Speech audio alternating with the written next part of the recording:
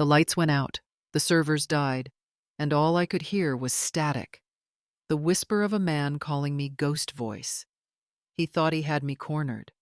But as I tuned the last frequency by hand, I realized it wasn't me trapped in his system. It was him trapped in mine. My name is Margaret Collins. I'm 29 years old, a radio frequency engineer at the NSA in Washington, D.C. They call me the Frequency Girl. Sometimes as a joke, sometimes as a warning. I'm the only black woman in my division, and most days they make sure I don't forget it. I've heard the whispers. "She got in because of the diversity program," one guy muttered once, thinking my headset was off. Another laughed. "Yeah, maybe she can fix the coffee machine while she's at it." And when I'd correct their signal reports, they'd smirk. "You sure you know how this tech works, Collins?" I always smile back, quietly, because when you're the only one who looks like you, silence becomes armor. That morning was supposed to be ordinary, screens humming, coffee lukewarm, a room full of men in white shirts talking about baseball. I slipped my headset on, tuning through the frequencies. Then I heard it, a ripple, not static, not interference, something deliberate, a pulse. I adjusted the dial, filtered the noise.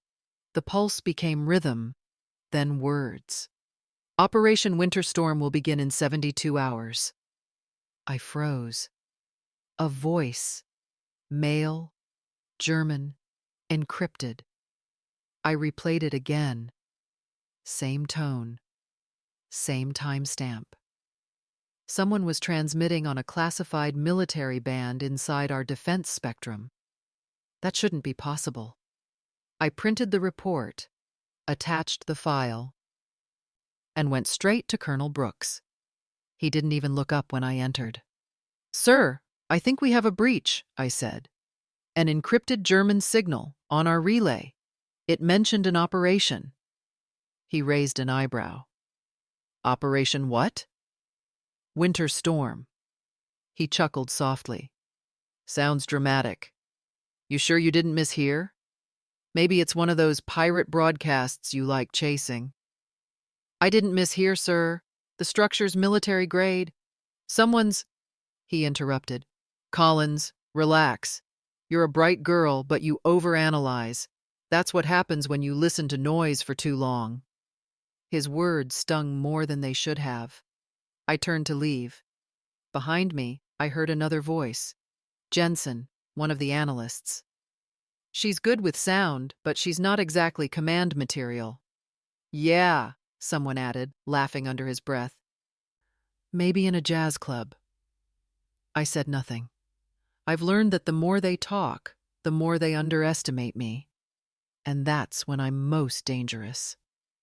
Back at my desk, I tried to reopen the file. Gone.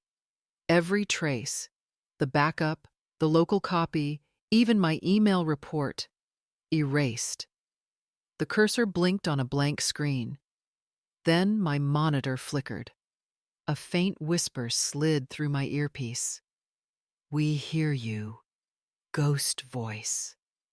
I froze. My pulse quickened. They knew. Whoever they were, they knew I had listened. I tore the headset off, staring at my reflection in the dark screen. For a moment, I almost believed what they said, that I was hearing ghosts. But ghosts don't erase files. Ghosts don't talk back. I opened a hidden console, offline, untraceable, one they didn't know I built. My hands trembled, but my resolve didn't. If they wouldn't believe me, I'd prove it myself. The room hummed softly, indifferent. The men laughed across the aisle, still joking about their fantasy football league. And under that laughter, buried deep in the static, I heard it again. The pulse. The same rhythm calling me back. I closed my eyes and whispered, "I'm still listening." Because I knew, whatever this was, it had already found me. And I was the only one who could hear it. Brooks read my report, eyebrows raised. a smirk forming before he even finished the first paragraph. "Collins," he said slowly, "you're telling me you've uncovered a threat to national security from static?" The room went silent for half a beat. Then someone snorted. A ripple of laughter followed. "Maybe she heard ghosts again," Jensen said, tapping his headset mockingly. Another voice chimed in. "Careful, Collins. Those spirits might just steal your data." Even Brooks chuckled, shaking his head. "You really need to stop chasing frequencies that don't exist." I stood there, gripping the report in my hands, every eye on me. Not with respect, but with amusement. "Sir," I said firmly, "this isn't noise. The pattern repeats at 30-second intervals, embedded under encrypted military chatter. Someone is inside our relay network." Brooks leaned back, amused by my determination. "Do you realize how that sounds? A single engineer claims to have found a foreign signal that our entire surveillance system somehow missed? Collins, you're smart, but don't let ambition cloud your judgment." "Ambition?" My voice cracked slightly. "Sir, I'm not chasing a promotion. I'm trying to stop a breach." He sighed, his tone soft but patronizing. "You're young, talented, but sometimes people like you, people who've had to fight too hard to prove themselves, they start seeing threats that aren't there. People like me." He didn't have to say it out loud. The room understood. Behind him, I heard Jensen whisper, "Maybe her ears are picking up frequencies we can't hear. You know, those minority channels." The laughter that followed was sharp, cruel. I took a slow breath, forcing myself to stay calm. "Permission to run a deeper diagnostic, sir." "Denied," Brooks replied instantly. "This division doesn't operate on hunches." My jaw tightened. "Then at least keep the channel under observation." He waved a dismissive hand. "Collins, the only thing under observation here is your workload. Go home, get rest, leave the ghosts alone." When I turned to leave, the room erupted in low murmurs. "Guess diversity can't fix paranoia," someone muttered. Another added, "Maybe she's just bored. Women get restless when things are too quiet." The words sank deep, but I refused to let them stay there. I walked out of the control room without a word. Back at my workstation, I stared at the blank screen. My report had already been archived under technical misinterpretation, non-actionable. They didn't even keep a copy for review. It was over. But something inside me wouldn't stop buzzing, a low hum I couldn't silence. I reopened my local diagnostic logs. Beneath the normal readings, faint distortions flickered. The same pulse as before, repeating. Not random, not gone. The deeper I looked, the more wrong everything became. The network wasn't just reacting to interference. It was responding to commands that shouldn't exist. A satellite relay had shifted by less than a millisecond, barely measurable, yet enough to reroute encrypted traffic through an external IP. Someone was inside. I felt the weight of it pressing against my chest. If I waited for permission, it would be too late. I remembered Brooks's voice, condescending and certain. "You're young, you're seeing things." And Jensen's smirk, "Ghost frequencies." No, this wasn't paranoia. This was war. Silent, digital, invisible. I slipped off my government headset and plugged in my personal receiver. My fingers trembled as I typed a new line of code, opening an unauthorized monitoring channel. The screen dimmed. A pulse appeared. Weak, but steady. My heart matched it beat for beat. If they wouldn't listen, I'd act. Protocol be damned. That signal was still out there. And whoever sent it, they were waiting for me to answer. It started with a single echo buried inside the static. A signal so faint, even the system filters missed it. But I didn't. I followed it, line by line, layer by encrypted layer. Every trace led east, across oceans, bouncing off relays in Iceland, then disappearing into a cluster of anonymous servers somewhere in Central Europe.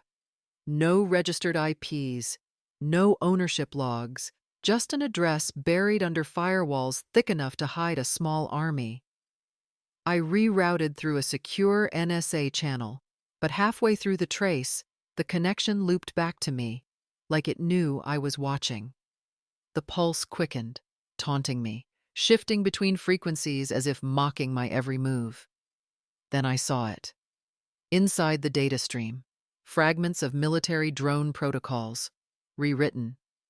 Command strings labeled tactical override. These weren't simulations. They were live. Someone had remote access to active U.S. drone units. For a moment, I couldn't breathe. This wasn't about interference or paranoia anymore. Someone out there had the power to turn our own weapons against us. I grabbed my phone, hesitated, then typed out an encrypted message through a dark channel relay. No name, no signature, just the data and a line of text. Active breach in defense network, trace point, ghost voice. It was the only way I could get the FBI's cyber division to see it without alerting NSA oversight. Anonymous whistleblowing. Dangerous, but necessary. That night, I stayed late.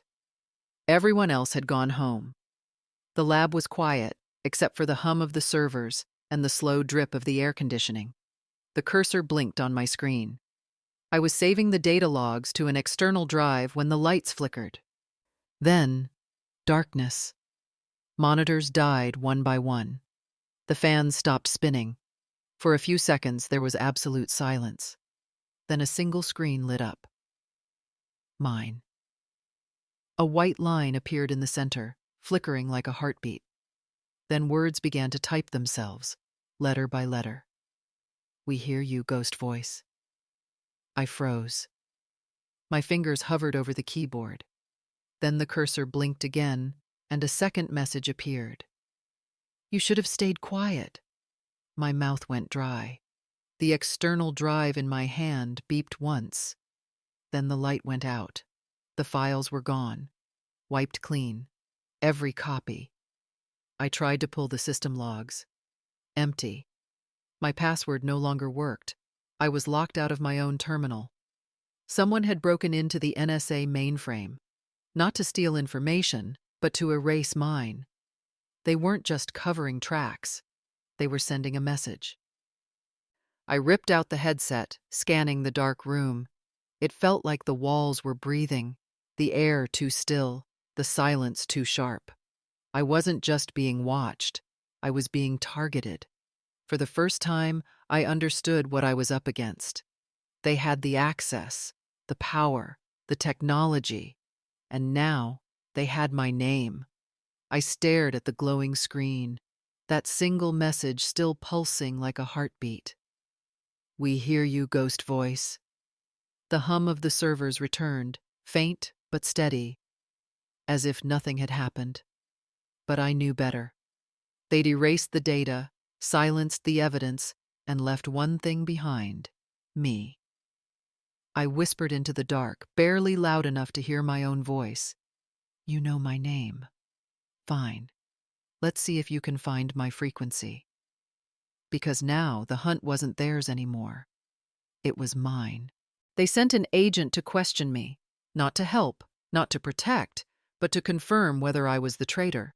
His name was Liam Torres, FBI Cyber Division, mid-30s, clean cut, with the kind of calm that hides sharp instincts. He didn't shake my hand when we met. "I'm here because someone from your department flagged unusual outbound data traces," he said, "originating from your terminal." So that was the story now. I had become the suspect. I kept my tone even. "You think I hacked my own system?" He didn't answer, just opened his laptop, pulling up the investigation logs. Encrypted files, unverified transmissions, anonymous contact with our agency. His eyes flicked toward me. That's a serious list, Ms. Collins. Maybe because someone wanted it to look that way, I said. If they wiped my data, they needed a scapegoat.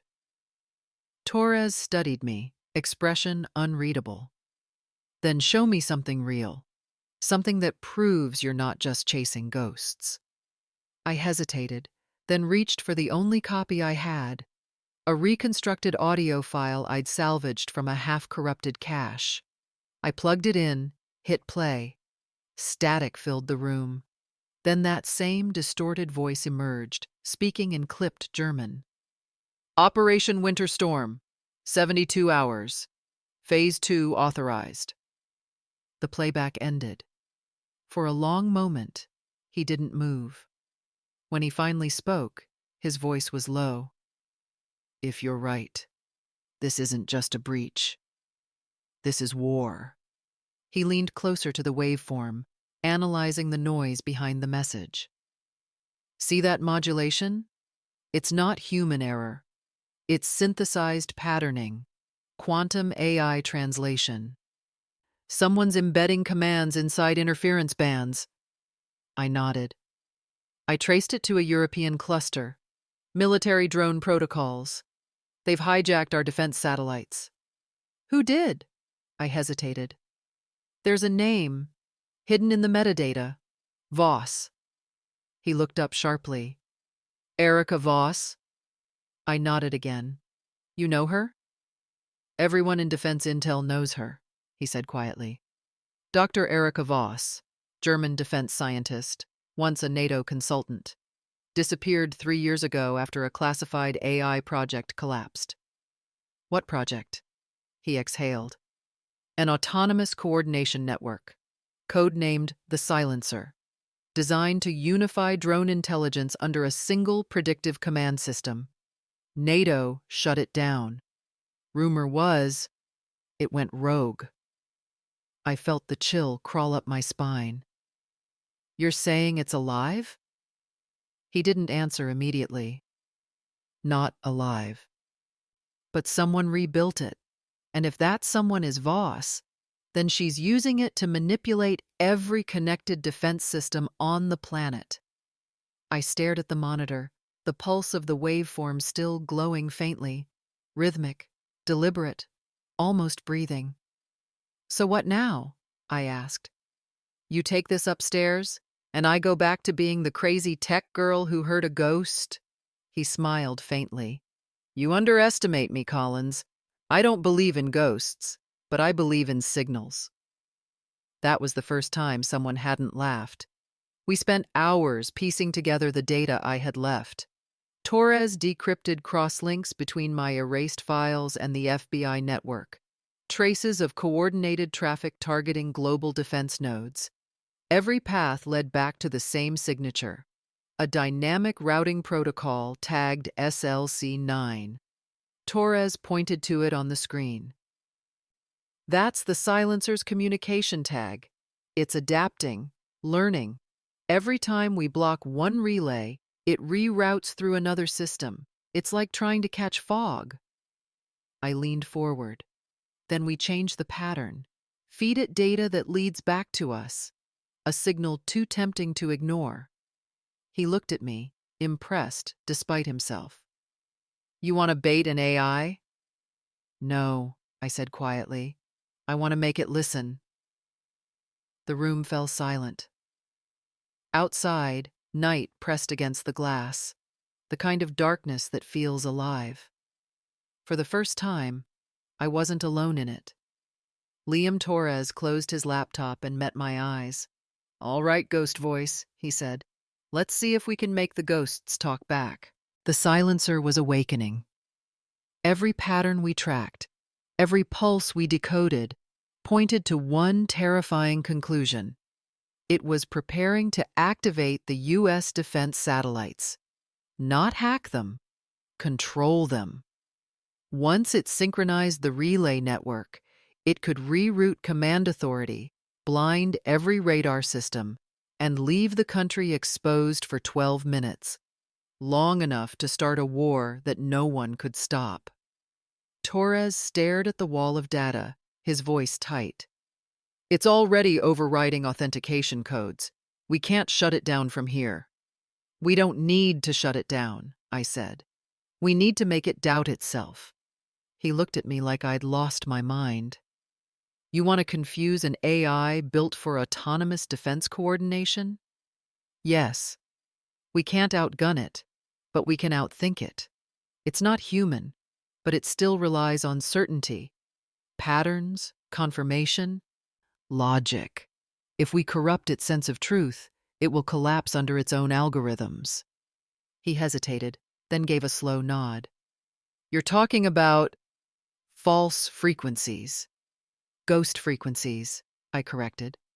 "If they call me that, I might as well earn it." We moved to the signal lab, an abandoned sub-level room, barely functional but off the NSA grid. The perfect ghost nest. I rerouted our servers to mimic the silencer's command structure. Every line of code, every rhythm of its pulse, mirrored. Then I started feeding it lies. Tens of thousands of phantom signals, fabricated drone coordinates, false enemy transmissions, decoy satellite activations. To an AI trained on total control, it looked like chaos breaking loose. Within minutes, the temperature in the room began to rise. The fans roared, systems overloading from the constant data stream. My headset filled with overlapping static. Then the voice returned, fractured, distorted. "Unauthorized signal detected. Identify. Identify." I smiled grimly. "You can't identify a ghost." Torres typed beside me, tracing the feedback loop. "It's responding. It's diverting its resources. Margaret, whatever you're doing, it's working." "I'm not doing anything," I said softly. "It's doing it to itself." On the monitor, the network map flickered, hundreds of nodes blinking red. The silencer was shutting down its own links, convinced they'd been compromised. It was chasing shadows, ghosts I'd created inside its system. Then the lights dimmed. A low tone filled the speakers. A countersignal. The silencer was trying to fight back, generating artificial interference to drown us out. Torres cursed. "It's adapting." "Let it." I adjusted the master frequency, pushing the distortion into its neural framework. Every time it counters, it learns another lie. And when a system built on logic starts doubting itself, it crashes, he finished. The tone rose to a deafening pitch. The monitors flickered, screens filled with code, numbers scrolling faster than I could read. The AI was spiraling, locked in a feedback loop of deception. It began deactivating its satellite sequence, interpreting every signal, real or fake, as hostile. And then, silence. The hum of the machines faded. Every red node blinked out, one by one, until the map went dark. Torres leaned back, exhaling hard.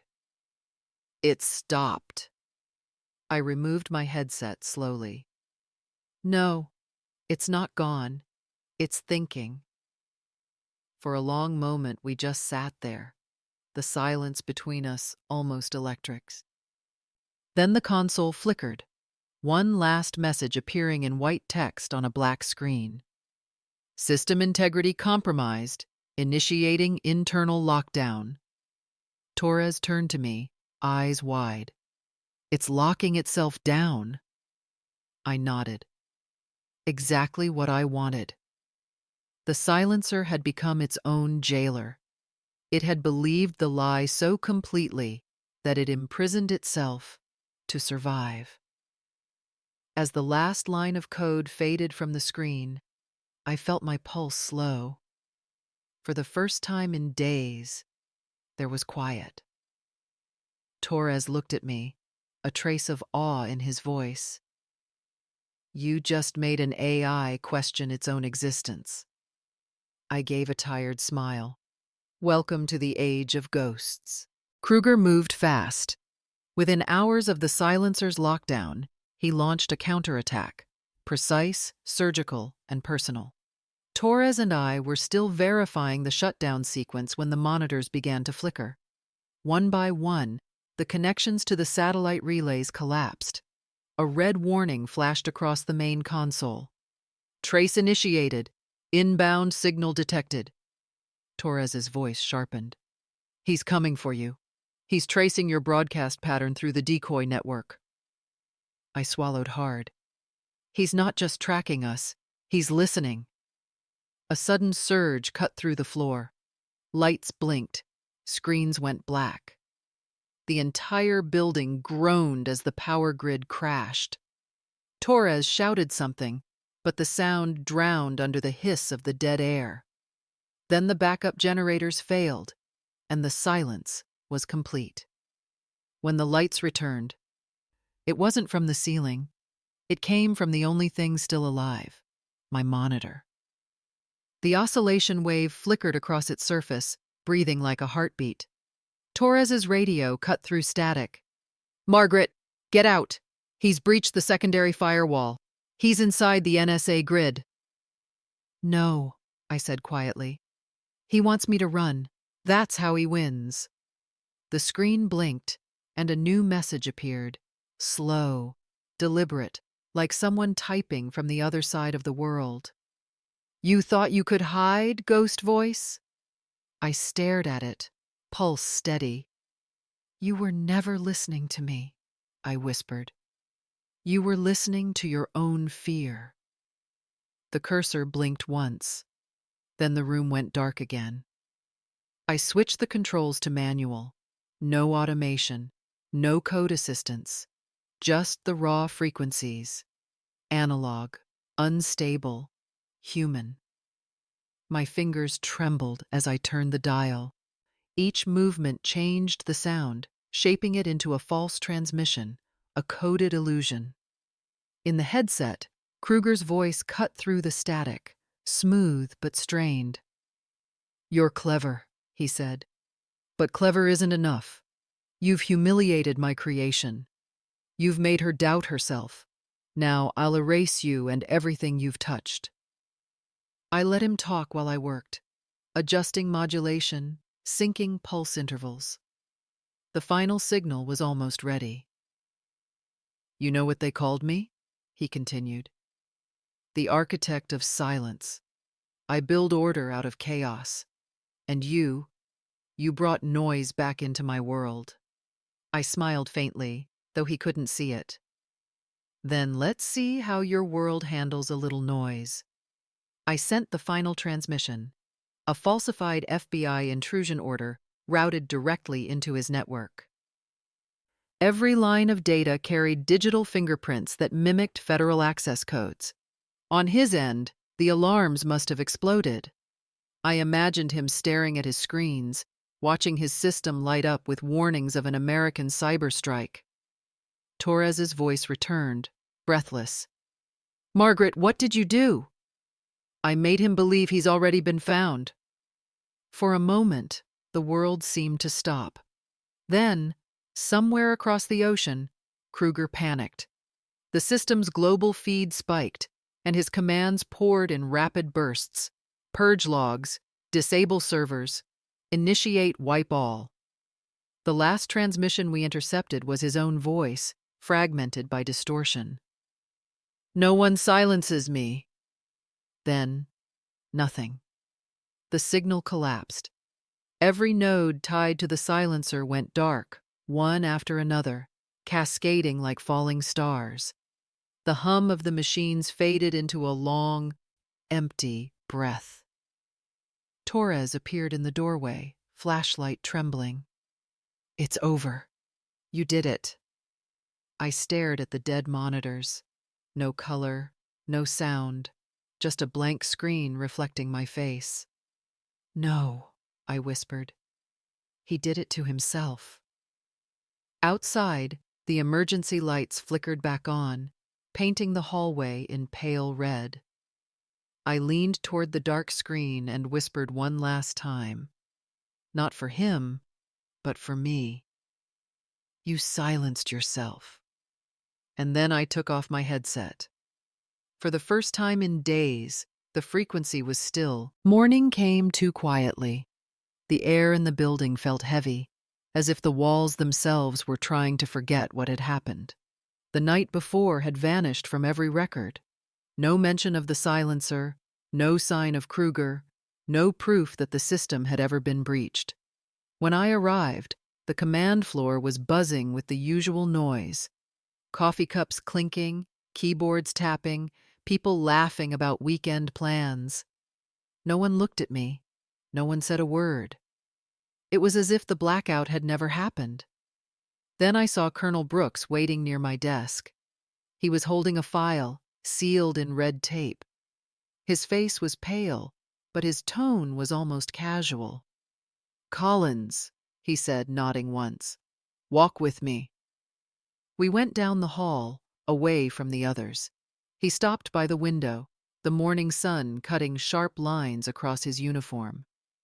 He didn't meet my eyes when he spoke. "I read the incident summary," he said. "It's impressive work." "Impressive?" I asked quietly. "You mean the part where an AI nearly took control of our defense satellites? Or the part where I stopped it?" He hesitated. "Both." Then, after a pause, "I owe you an apology. You were right from the start. And I didn't listen." I almost smiled. "You didn't want to." He gave a slow nod. "Still, what you did was unauthorized. If this ever became public, the fallout would be impossible to contain." "So you'll bury it," I said. "Just like the others." His expression didn't change. "The agency has decided to classify your involvement under internal security protocol. Officially, there was no threat, no breach, and no ghost voice." I folded my arms. "Then what am I?" He hesitated, then offered a faint, almost reluctant smile. "They're calling you Ghost Frequency." The words hung between us, not as a title, but as a verdict. "Not to honor you," he added softly, "to make sure the story stays quiet." He extended his hand. I stared at it for a moment, then took it. His grip was brief, awkward. "I hope you understand," he said. "I do," I answered, completely. When he walked away, I watched his reflection fade in the glass. Outside, the world looked the same. People crossing the street, cars humming, sunlight glinting off windows. Normal, ordinary. I returned to my station, the same desk, the same screens, the same faint hum of data running through the servers. No one mentioned my name. No one dared to ask what had really happened. But deep down, I knew. The silence wasn't peace. It was protection. As I slipped my headset back on, the faint echo of the system still lingered somewhere far below the surface, buried but not dead. A heartbeat in the static. I whispered to myself, "Sometimes you have to do the wrong thing to keep the world right." And then I listened, not for orders, not for praise, but for the quiet pulse that only I could hear. The sound of a world that had almost ended, and the ghost who kept it alive. I used to be the woman who heard ghosts. That's what they said, behind my back, in the hallways, even in reports. The girl who mistook noise for danger, static for meaning. But in a world built on signals and deception, sometimes the only ones who can save it are the ones who listen to what others refuse to hear. Weeks passed. The official files remained sealed, the story buried beneath layers of clearance codes and political silence. The world moved on, pretending nothing had happened. Yet every night, when the building emptied and the hum of machines softened into stillness, I stayed. I'd sit in front of the console, headset on, eyes closed, listening to the frequencies drifting through the dark. Sometimes I'd hear nothing. Other times, faint whispers, a pulse that shouldn't exist. That evening, the radar screen flickered once, just once, then stabilized. A small blip glowed in the corner of the display. A new signal, different modulation, unregistered ID. The tag flashed across the screen, GV2. I felt my breath catch. For a long moment, I just stared at it, a single spark of light against an ocean of static. Then I smiled. Maybe someone out there had started listening too, because ghosts don't die, they adapt. And as long as there are lies hiding behind noise, there will be someone, somewhere, who can still hear the truth. I turned off the main lights, leaving only the faint glow of the console. My reflection hovered in the dark glass, steady, certain. "War on the airwaves," I whispered. "It never really ends." Then I put my headset back on. The frequency hummed softly, almost like a heartbeat. And once again, I listened.